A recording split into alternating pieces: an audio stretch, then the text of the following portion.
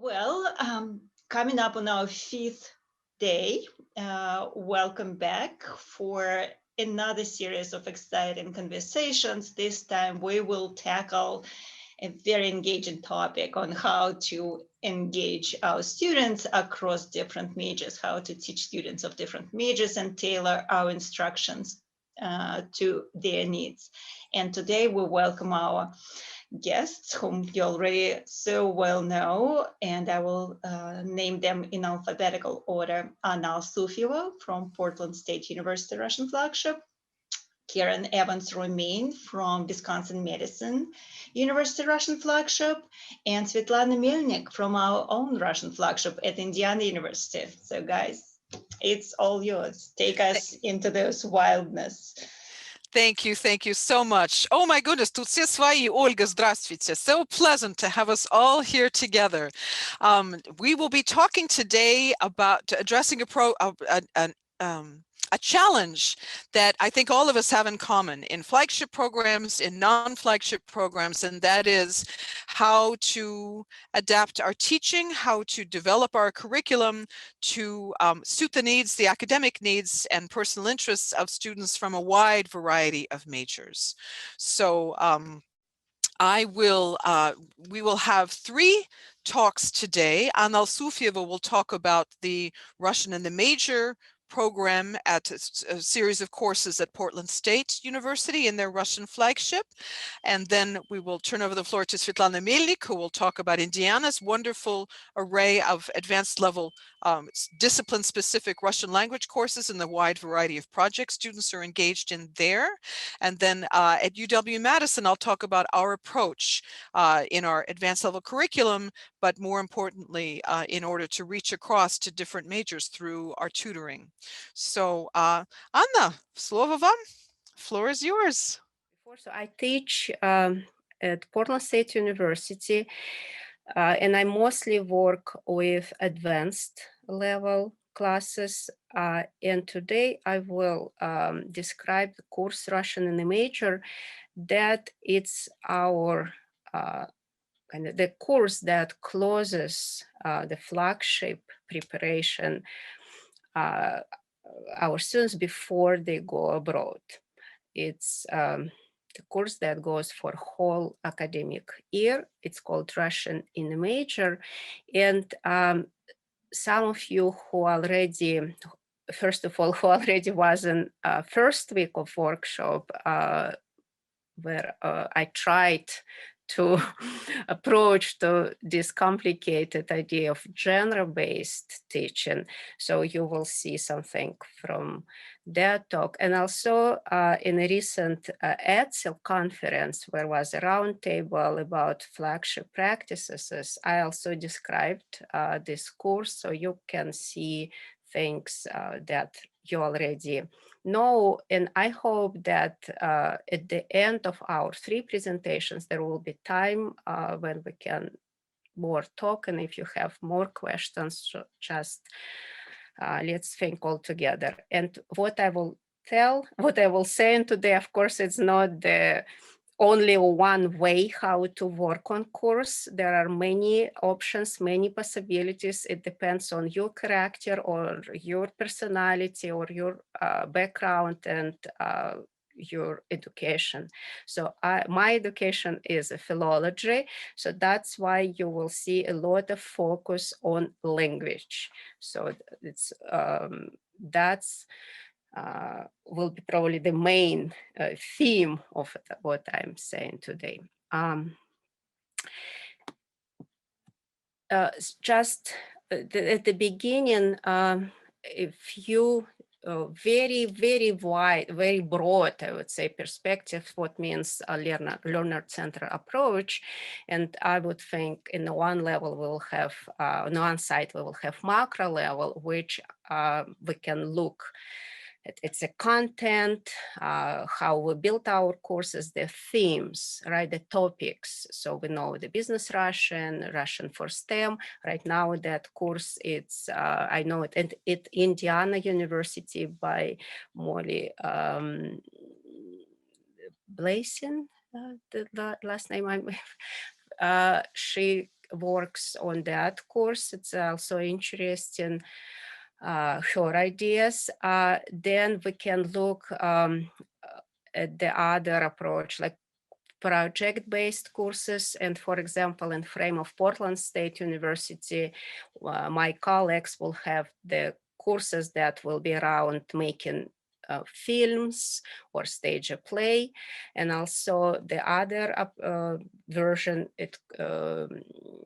of this macro level approach, community-based learning. And again, for Portland State course, one of the courses that I teach, it's a senior capstone course. It's a community-based work and projects. And for example, we do translating for community and working with local schools. So it's a learning center that we look at the interests and the areas that students would like to develop and try to design the course around the student needs. At the same time, in a micro level, we also can think about learning center activities. It's a group work, debates, public presentations, and if we will have time, I would like to maybe show you some sample how you can work on writing skills. It will be teamwork, but it's all students will decide. So there will be topics, and there is some protocol how you can organize these linking paragraph exercises.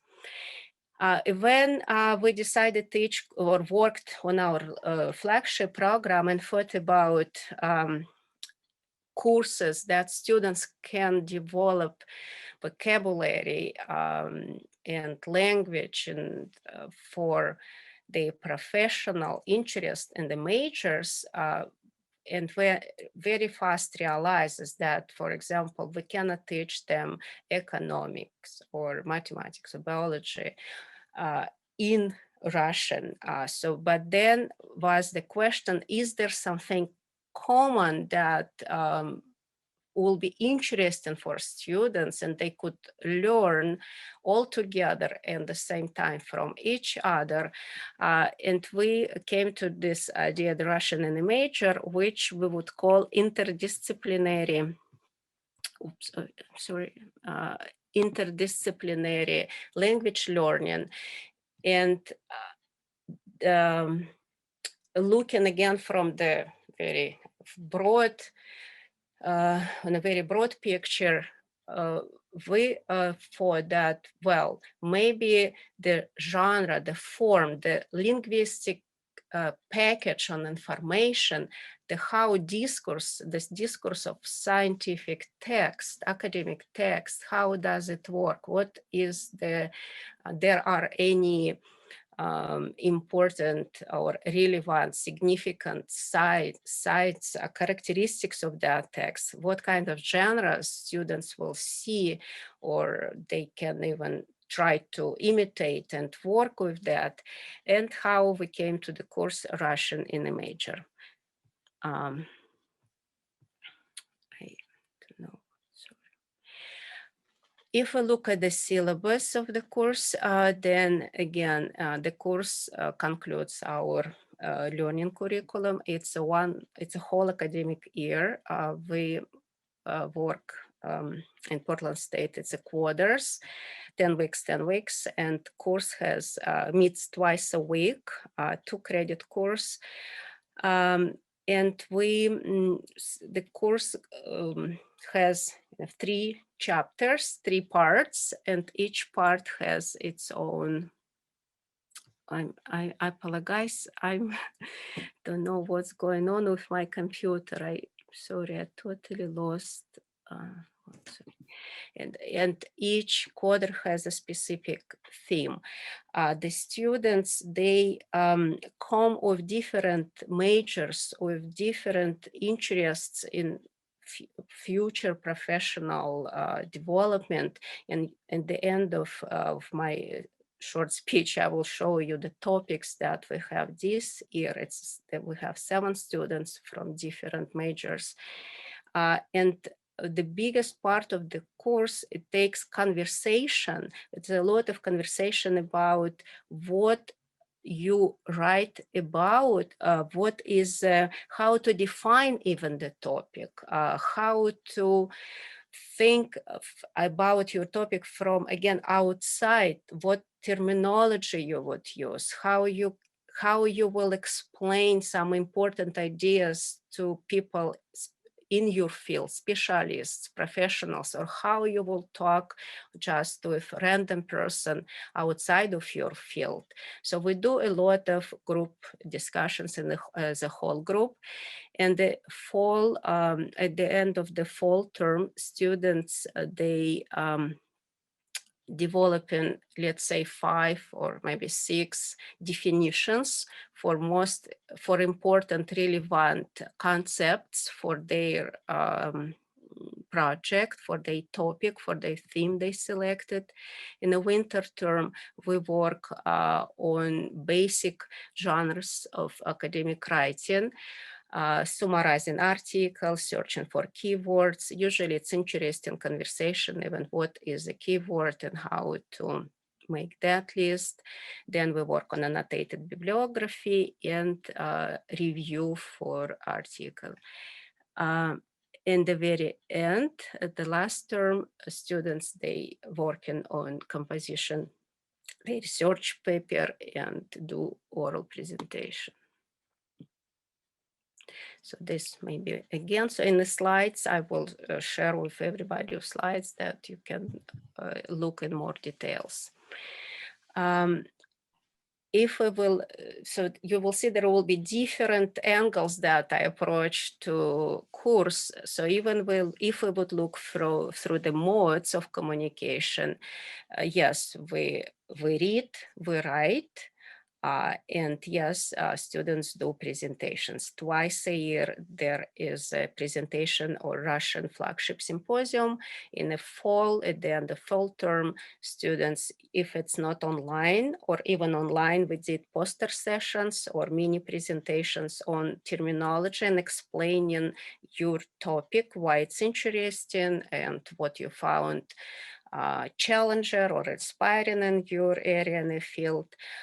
In the winter time, in the winter term, we don't do big presentation for all flagship program students, but in class, the students usually have PowerPoint presentations, or sometimes we have vocabulary game, creating term and creating definition. Sometimes students can combine some word of some ideas. For example, what is the word zont, zontik, zantить, or zantificaция, something like that. And we try to make some maybe funny things too, not only serious. And in spring, again, at the end of term, we have symposium for our flagship students, and then students present their findings.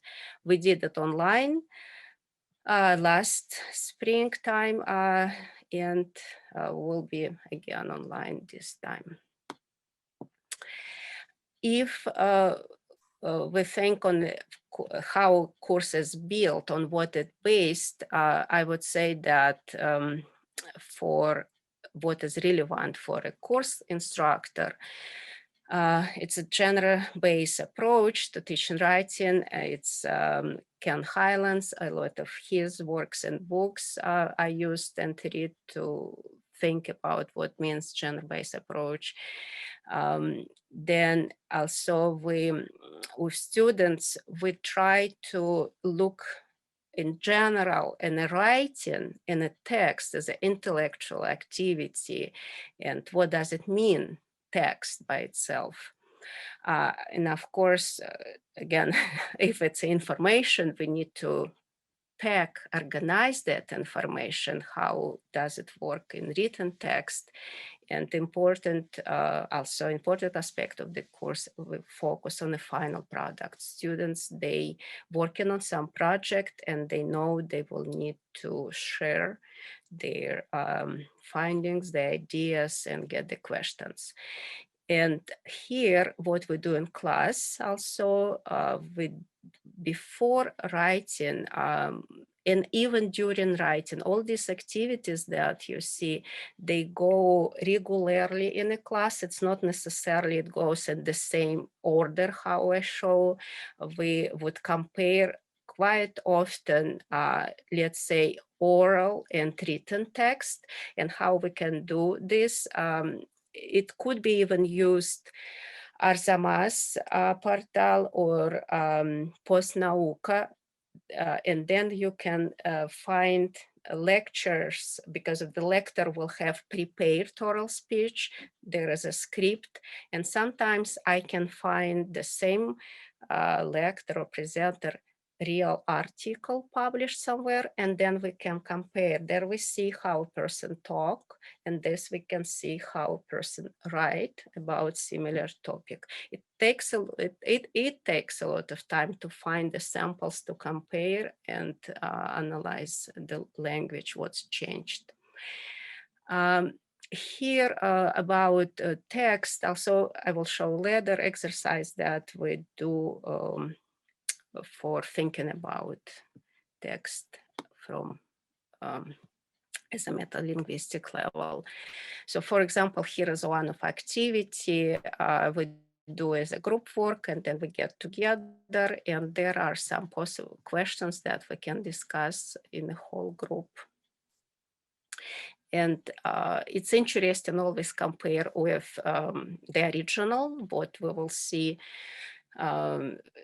how in official document or standards it's organized, what the students can suggest and discuss, even like the questions as second or third, what you will do, is why it's important to know how to write.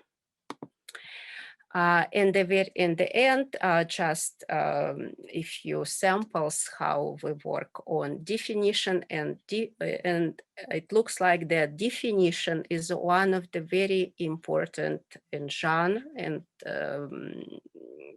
not in genre and way of not only thinking, but also the ability to explain something. For some people, it's quite natural and you can explain and paraphrase yourself. But for many people, it's quite hard. You need to think very, it can take long time in discussion with individual, with me and a student or in a group before a person will start selecting the most relevant or interesting or ideas that really can help him or her understand what he or she want to say, and others also people react to that comments. So there is original text was written about protests, and then we compare again, we look at the number of definitions, and we notice that there is always some beginning, there is always some detail, and there's samples and conclusion, and this we see how the students try to edit it or developed and work on this type of text. And here topics our current students, as you can see, they all very different. That's why at the beginning I said that how to bring, what will unite the students, or what will help instructor even work with such diverse ideas.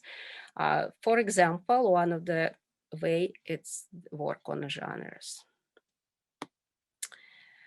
And these papers we will see in the end of this year. So here are references and books that I used when I was working on that course. So in here I will stop, and after probably we can answer the questions. Yes, I would encourage you all to write down your questions now, and we'll have a discussion period at the end. Thank you so much, Anna. Svitlana, please. Yes, I am happy to continue. Do you see my screen? Right? Wonderful. So as I mentioned, I am happy to be here, to be a member of this wonderful community and to talk about our experience with teaching students of different majors. So I will briefly describe our 5-year Russian curriculum, 5th-year Russian curriculum, and then I will talk about project-based learning, and I will share with you our experience with a very exciting project we did with our students. So basically, okay, this is our creation, our baby. In 2014, Dr. Maria Shardakova, who is the organizer of this workshop and the director of the flagship program at IU, suggested the idea of creation content-based courses for the 5th-year Russian curriculum. And since then, we have been teaching the following courses: Russian political culture, business Russian, Russian for the social sciences, contemporary Russian culture, Russian modernism, contemporary Russia in film, literature, and art, Russian mass media, and Russian through literature. So these courses attract both undergraduate and graduate students.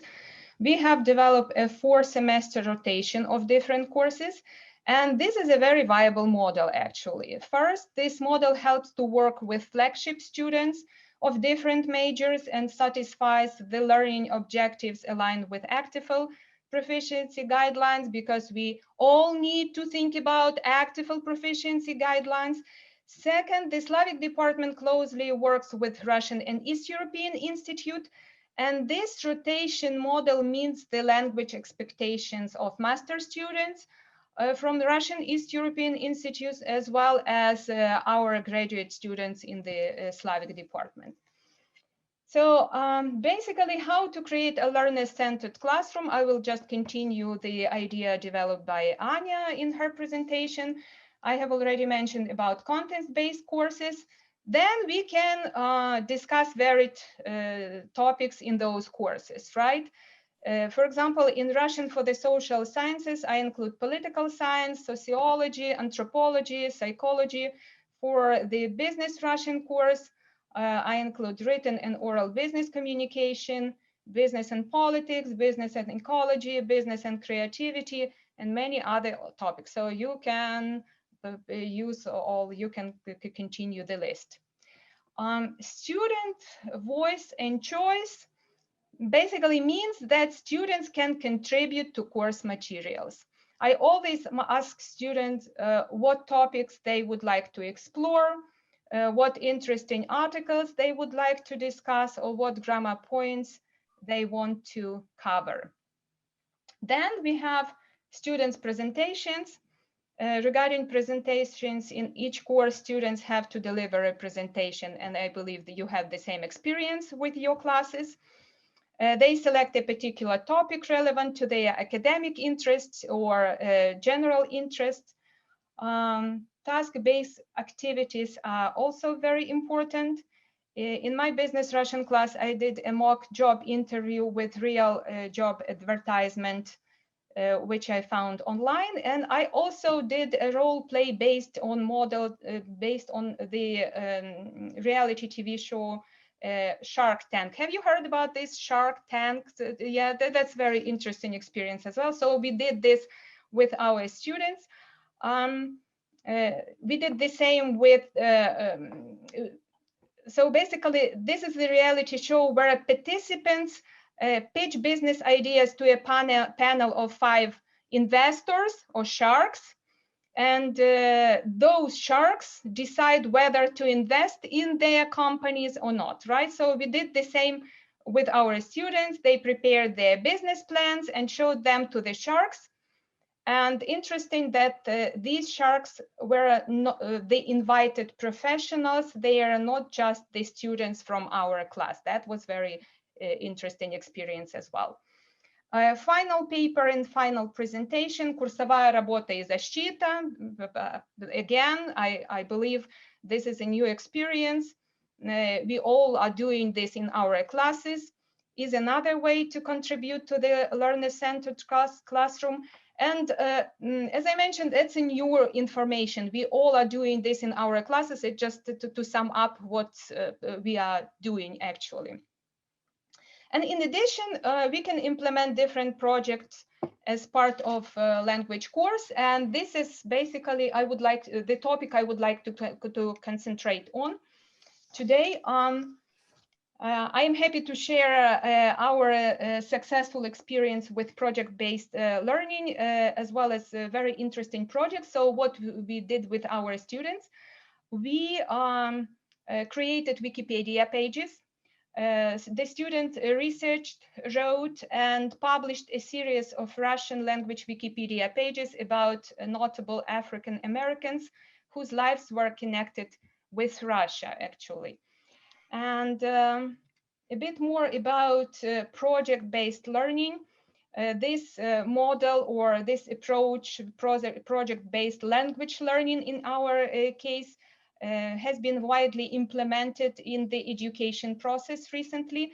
But you may already know that the idea itself is not new.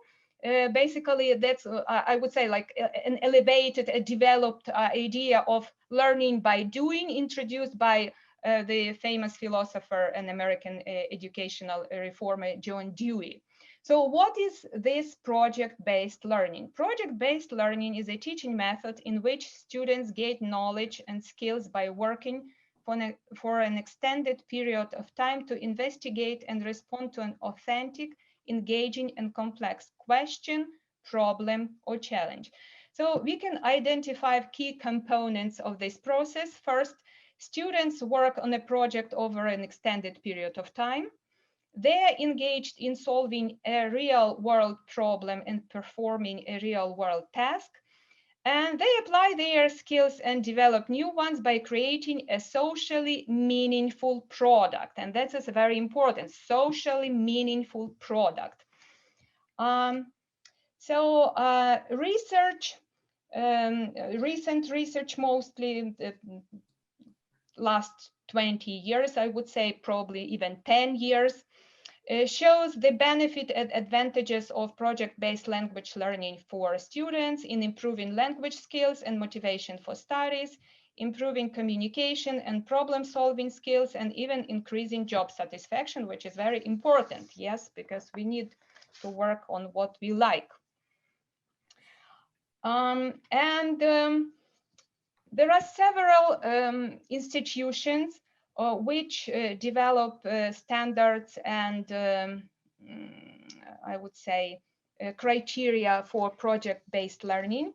I would like to mention just one, and this is the Bach Institute.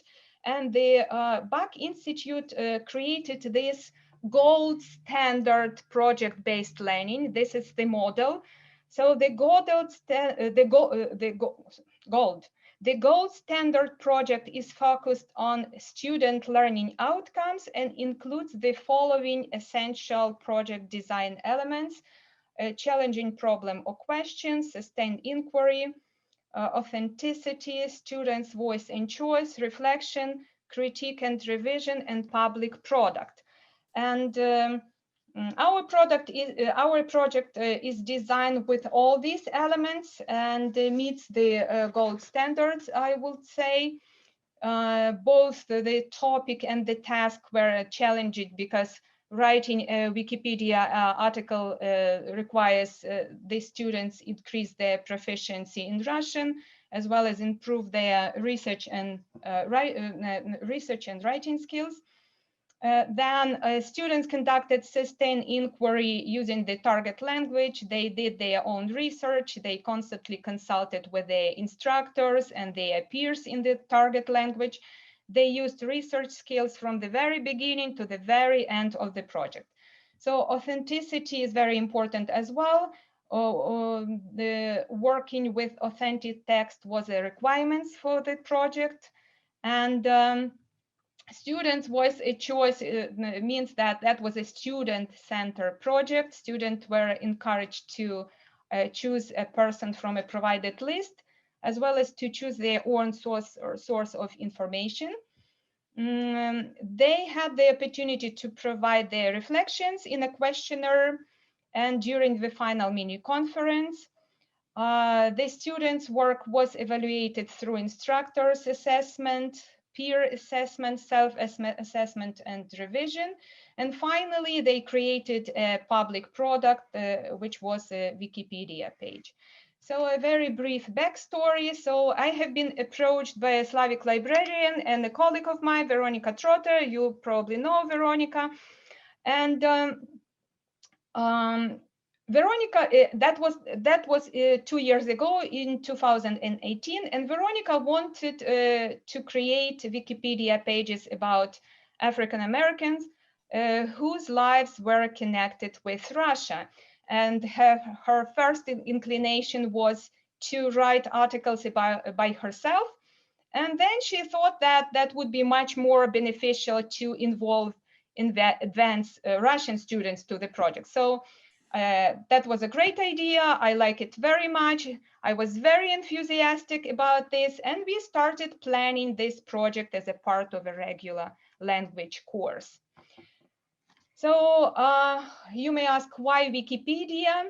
And I have actually, dear colleagues, a question for you. I do believe we all use Wikipedia in our classes. My question for you, how do you use Wikipedia in your teaching, in your classes?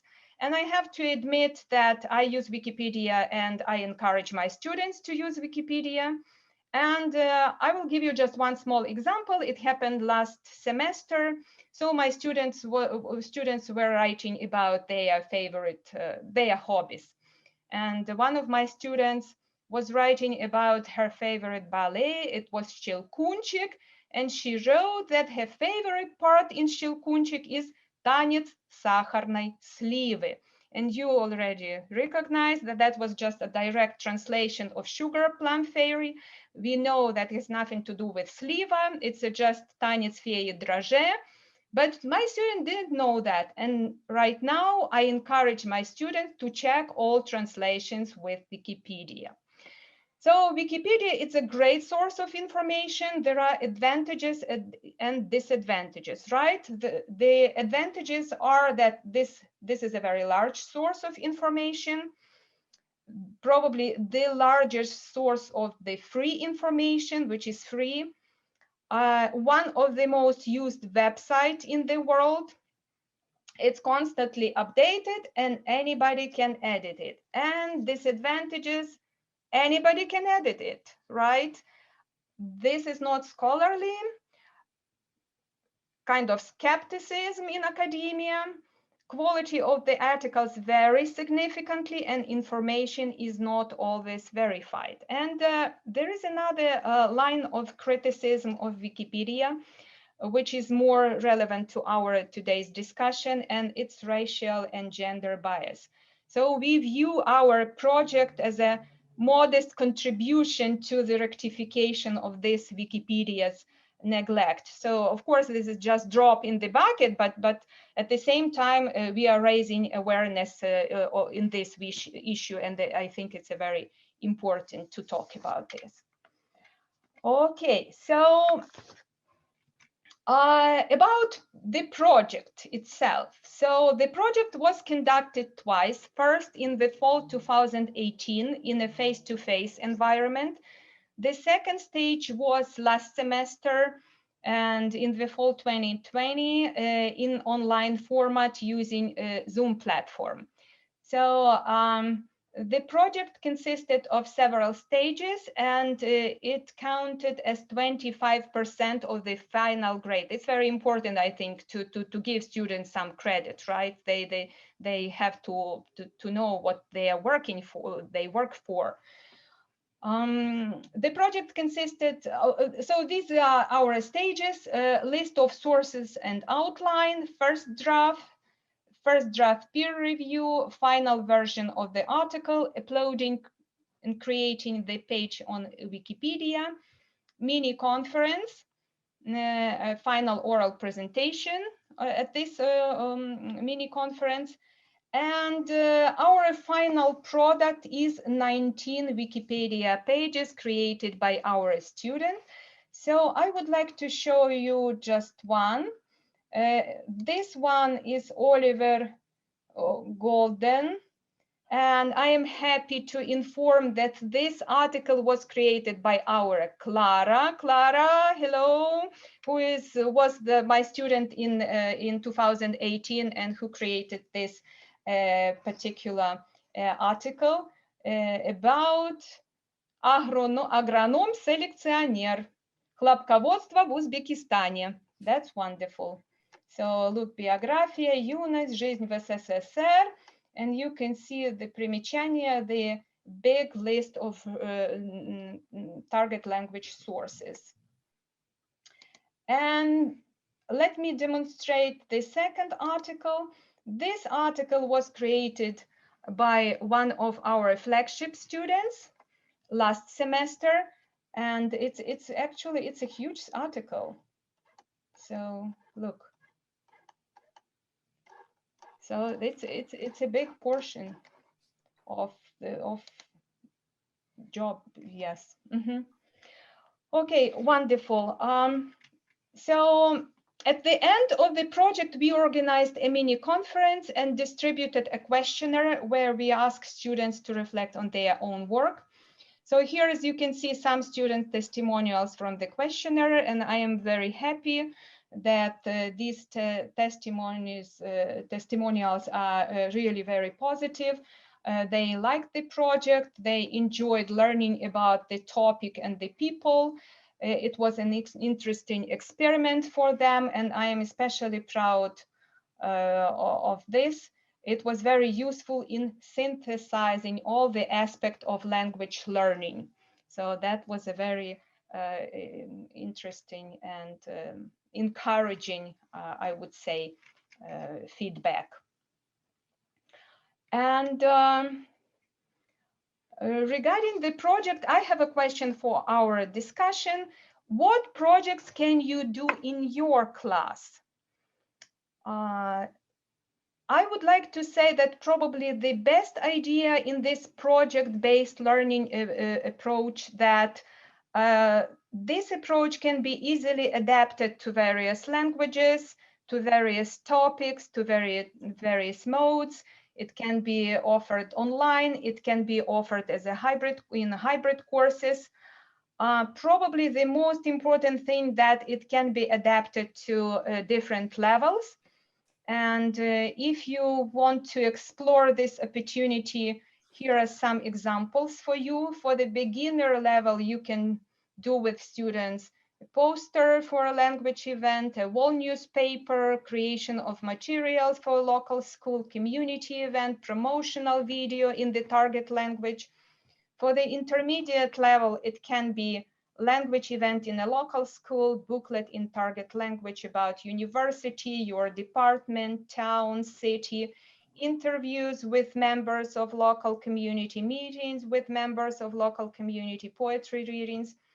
For the advanced level, it can be at podcasts, community events, website creation, video, theatrical performance, and you can add here whatever you want because it's really very easy to work with projects at the advanced level. More ideas can be found in this particular publication, Stoller and Mayer. It's a new publication, 2019. Let's sum up. Project-based learning improves language skills and motivation for studies. Students gain new specific knowledge through the target language. They improve their research skills and communication skills, and they increase their satisfaction through language learning through creation of this socially meaningful product. And I also have included a few sources of reading for you to explore the project-based language learning deeper, as well as information about project-based learning institutions and the websites.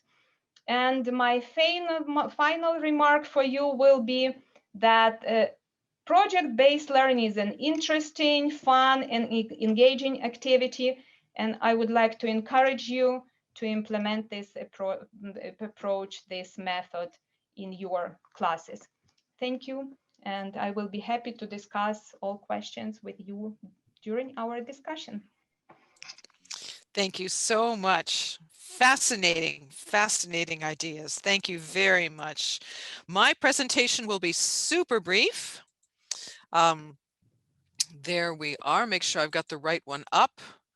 Yes, so I will. There we are. Okay, so this is our introduction. So at UW-Madison, and I'm sure all of you face this problem, exactly as Anna mentioned earlier, and Svitlana as well, we don't have the capacity to teach an economics class in Russian for our economics majors, a physics class in Russian for our physics majors, and so forth, simply because we don't have enough people as students in any one group to be taking a class in that area. And so what you've heard today are various different approaches to solving that problem. And so this just gives you an idea of the vast variety of majors our students have had, our Russian flagship students have had over the past decade. And here the STEM ones, just by themselves, the STEM ones are awe-inspiring and make me dizzy just to read them. And so what we've done instead is use tutoring to work with students across a variety of majors. So I'll quickly give you the context, and then I'll talk a little bit about how we've worked with students in our Russian across the curriculum tutorials. So our advanced curriculum is based on the requirement that students take 3 out of 4 courses. One is a 2-semester sequence on the history of Russian culture, going up to contemporary Russian culture. And then they take 1 of 2 courses, unless we advise for their Russian that they take both. One is focused on listening and speaking. That's the course I'm teaching right now on Russian media in the spring. And the other is in the fall, more focused on reading, writing, and discussion. And that is sort of an авторский course called generically Senior Capstone Seminar in Russian Literature and Culture. Everyone wants to teach it, so we bat it back and forth among faculty teaching it. And it has a wide variety of topics, that course. And so on top of that, all of our students are required to do tutoring. And only at one point in their flagship career is that tutoring for credit, and that is in our Russian across the curriculum tutorial. So tutoring, as students invariably say that how useful they find tutoring, especially individual tutoring. And in the Russian across the curriculum tutorial, they sign up for 1 credit of independent study with an instructor of record. Usually that's me, sometimes that's our associate director, Anna Tumarkin, and who also oversees the Russian language program and our TAs, tutors.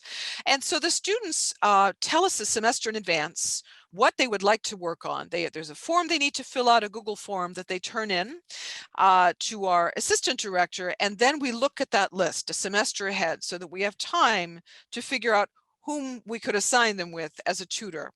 And so the tutorial involves a meeting with this tutor weekly.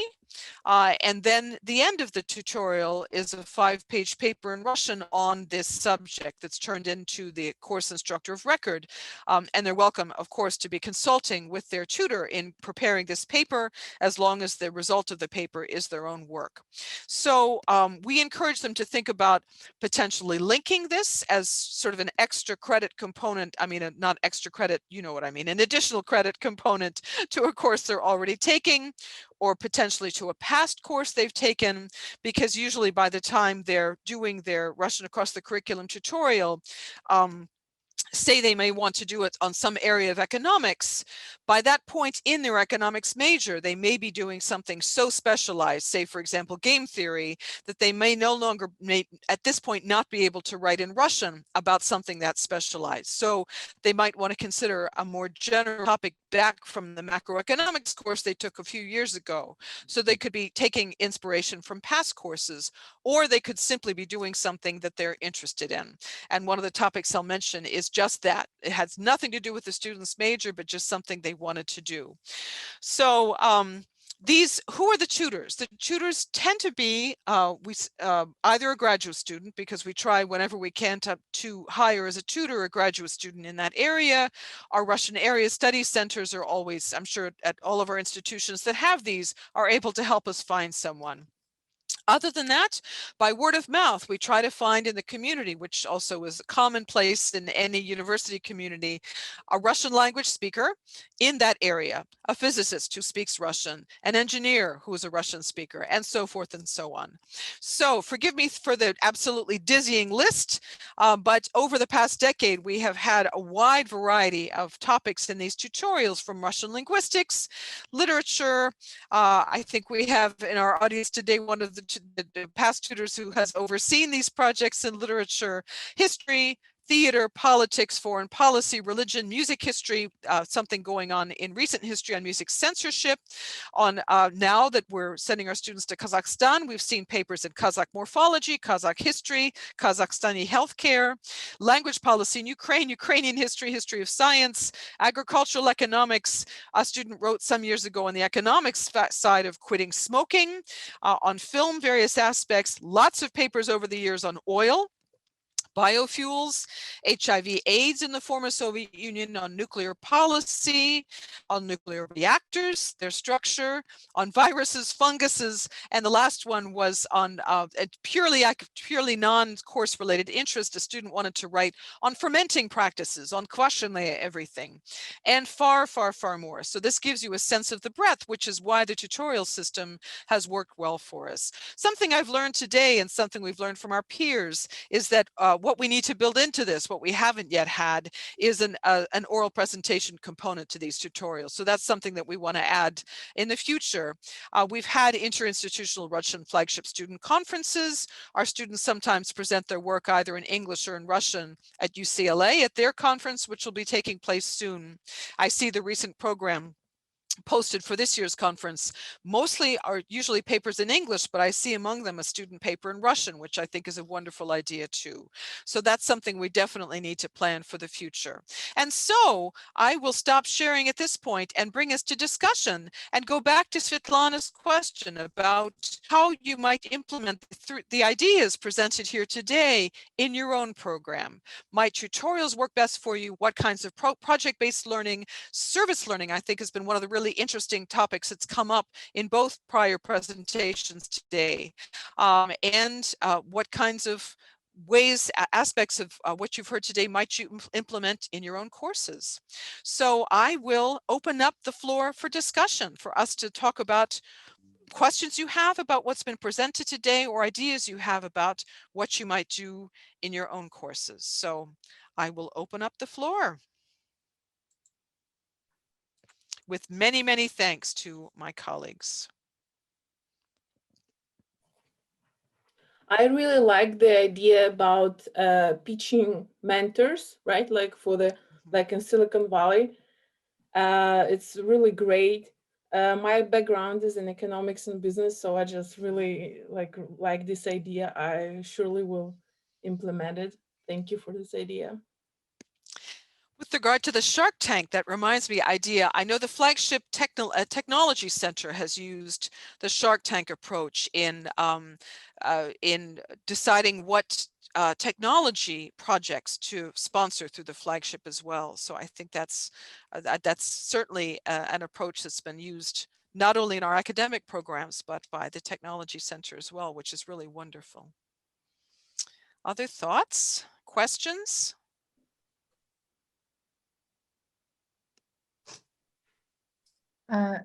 Hello, if you allow me, I'm teaching intermediate Russian in CLI. And so usually I have like presentations, students have weekly presentations related to topics that we covered, but at the end of the course, I encourage students to have like conference. And so here at this conference, they can share their ideas and topics that it is their choice. Basically, it is their choice.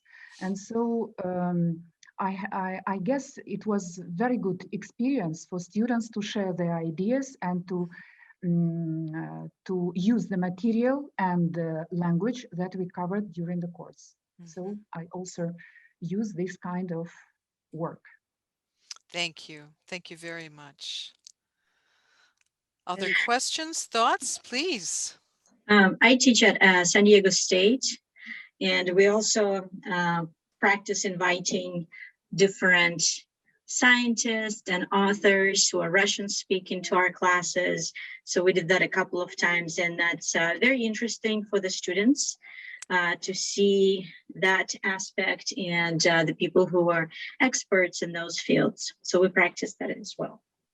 Absolutely. We have that in our co-curricular program as well. We very often will piggyback onto English, Russian speakers who give English language lectures in our Krika weekly series. We might ask them to do an informal conversation with our students in Russian while we have them on campus. And in this online world, that's all the easier. I think it's a wonderful idea, bringing experts in from a wide variety of Absolutely. fields in Russian.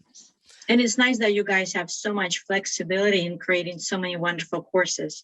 Sometimes our hands are tight as far as what we can do, but you guys, I mean, this is just ideal. So congratulations. That's a really great point. Not different programs have various levels of liberty as to what they can be doing, what kinds of courses they can be teaching, which is why I really love some of the ideas presented today in terms of maybe inserting projects or assignments within courses. If you're not allowed to vary from the courses that are in the catalog, then perhaps you can vary within those courses what you do inside them. That's where there might be more freedom. That's Absolutely. a really excellent Absolutely. Point. Good point. And I'm sorry, I just also saw in chat that somebody asked to show the topics. I cannot, unfortunately, I could send my slides, but I cannot share them. So that would be nice. Thank you. That was actually me. I couldn't, they were for some reason that was so fast, I couldn't see them. Thank you. I'd appreciate it. I emailed my slides to Maria Sherdakova, so Masha, maybe you can just send it to everybody. Sure, we'll post it all online, and we're recording, we're taping every single meeting, so everything will be ready for you in a while, and you can access it easily. Хорошо, спасибо большое. Пожалуйста. I have a question for Svitlana, and that is, I have two questions for both our panelists today. The question for Svitlana is about students' experience with Wikipedia. I completely agree with the mixed feelings that we have, all of us probably, about Wikipedia. I had a long and very productive discussion with someone, a colleague outside the language teaching field who teaches poetry and writes Wikipedia articles on poets. And we talked about exactly the issues you were discussing. And so my question is whether students in other classes have been given similar assignments in English. Have they ever been asked to write a Wikipedia article for a course in another subject? Thank you very much. So I have been doing this project for a while. So twice I repeated this project in my Russian class. And right now I am doing this project in my Ukrainian class. My students are working right now with the Wikipedia pages. It's a bit different project. They have a very specific task. You probably have heard about the Ukrainian Institute in Ukraine, and they have a kind of month. They announced a month of cultural diplomacy, and within the framework of this month of cultural diplomacy, they asked different universities or individuals to create Wikipedia pages related to Ukrainian culture. So right now I have 3 students in my advanced class, and they are working on those pages. And basically one is writing in Ukrainian, but 2 are writing in English. They are exploring this idea as well, using authentic Ukrainian materials. So it's a very positive experience for my students as far as I see right now. But regarding the challenges, if you'd like to explore this opportunity in your classes, there are some challenges. The first one is to find reliable resources in Russian. And the second is formatting of Wikipedia articles can be very challenging as well. So based on this, I can propose to organize a separate class, maybe a session for your students on Wikipedia editing. And Clara is here. Clara, what do you think about this? Yes, I was one of Svitlana's students, and I was never asked to make a Wikipedia page in an academic course before. However, since then, I have created pages of my own that I thought were important to put on the web. For example, if there was a novel that I read and I felt that it had some cultural significance, but it didn't have a Wikipedia page, I have the skills thanks to Svitlana's course.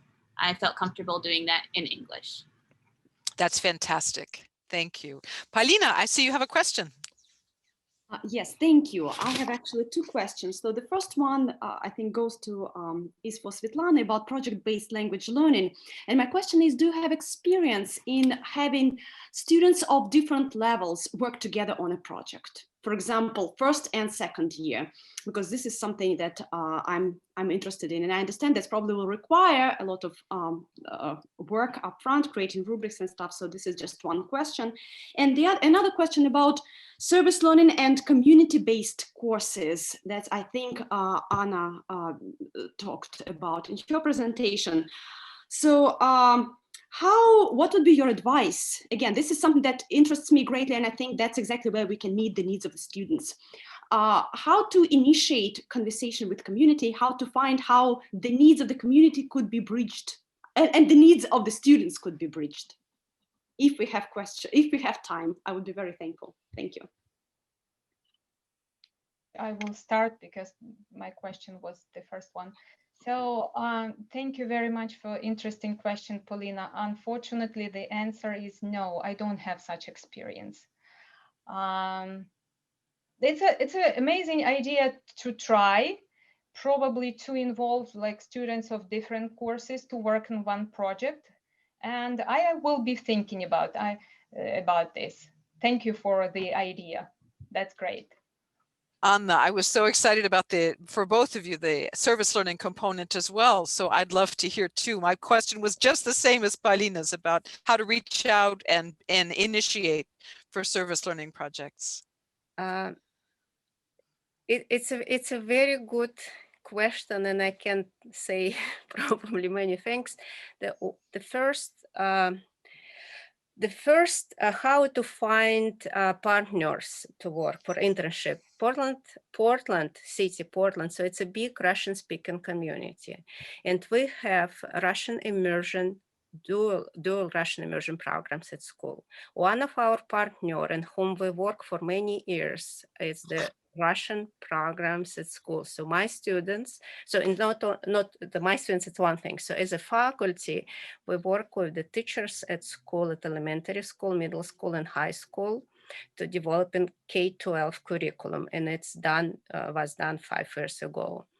My students, so they either can go to classroom, and sometimes I preparing with them this short lessons, and if they're heritage learners, so the students can work with heritage learners or just reading with elementary school students, American students, and students will all my students would say, oh, we learned what is лягушка, гуси-лебеди, Баба-Яга. So a lot of folklore, if they read in texts as fairy tales or just other stories with a lot of verbs because of its old activity. So it's one thing, working exactly with the teacher.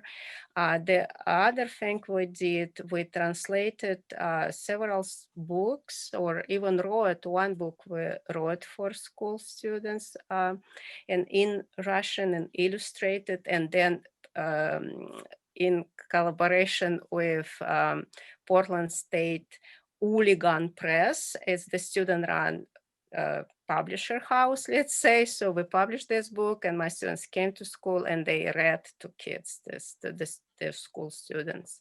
It's the school, it's the one area. The other area is the Portland Police Bureau. It's again, and they will ask us quite often for translation.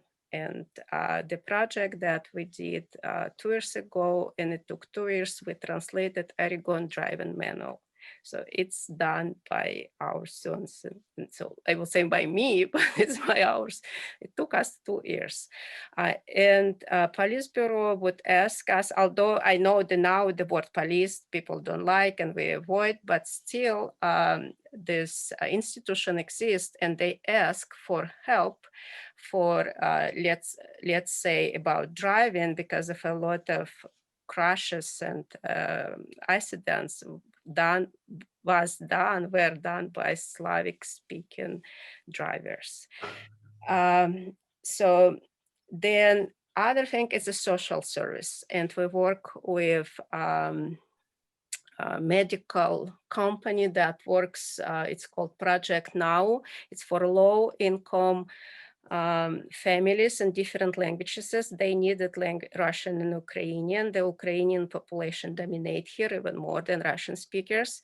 And my students, we translated surveys and then conducted survey in Russian or in Ukrainian. And this is the whole separate thing, how to translate survey when there will be questions about psychology and emotional and psychotherapy, because of all these questions, they could, the Russian speaking, Slavic speaking community can react with their own negative attitude.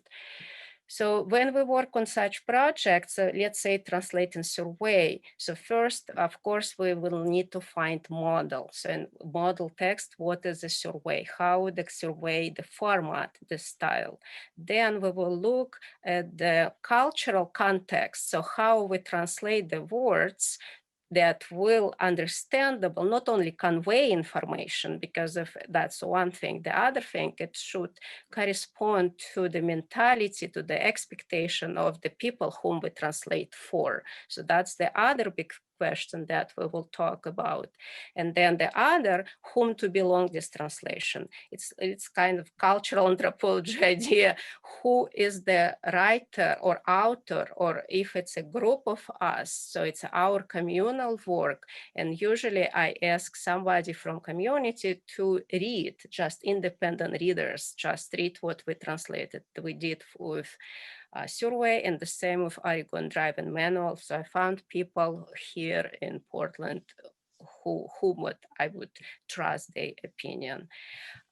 So I've going back to Paulina, your question. So I do on my own a lot. I'm searching for contacts, and I know Russian speaking community. And again, since in Portland state, we have some authority or connection. So I'm constantly look and talk with the social services, with the schools, where is the need that the students can use Russian, maybe they don't speak Russian in office where they go, but do some work that will involve Russian. And then once we found some organization, then I would think about the frame. So that's what I said. If it's translation, one thing. If it's oral speaking, mode of communication is the other thing. So there is one article with William Comer and me written about that. If Paulina, you are interested, I can send. It's community-based projects that we did here. That's fantastic. It feels like service learning is a subject in itself for a separate seminar. This is really important and really wonderful. I would add that our speaker next week, Ben Rifkin, has done work with senior communities on oral histories. So I'm hoping that he'll raise the subject of service learning in talking about gathering oral histories as well. Thank you. I see that our time has come to an end. So I would encourage you please to look at the chat and fill out the survey. Thank you all so much. Thank you. Thank you. And many thanks to our organizers. Thank you so much to Indiana University for making this possible. Thank you, guys. We're happy to have you all.